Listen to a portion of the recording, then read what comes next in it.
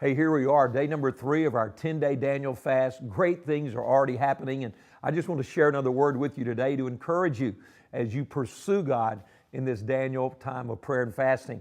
Romans chapter 12 and verse 1 says, "Therefore, I urge you, brothers and sisters, in view of God's mercy, to offer your bodies as a living sacrifice, holy and pleasing to God. This is your true and proper worship." One translation says, this is your spiritual act of worship. What is that? Offering your body to God as a living sacrifice.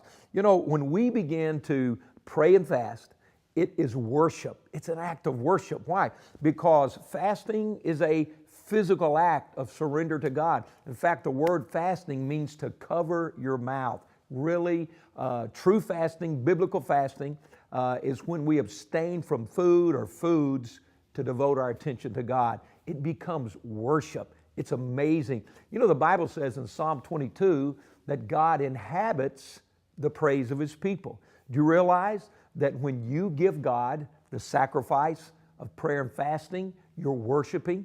Do you not only realize that as you begin to worship God, He inhabits that worship? Your act today of prayer and fasting, of following this Daniel fast and seeking God, is literally inviting God right into your situation. I'm going to tell you, it is a gift of God. It's a sacrifice. Again, I've told you almost every day, it's not a have to, it's a choice. It's an opportunity. It's an invitation to join with God. You see, when you give God a gift, it's honorable. We're not paying a bill. We're not manipulating God. We're not forcing God. We're saying, you know what, Lord? I love you and I need you and I desire to worship you in every way I can. And as you pray and fast, you're presenting your bodies to God as a living sacrifice. And I'm going to tell you something. God's going to meet you today. He's going to inhabit this worship gift of your sacrifice of prayer and fasting.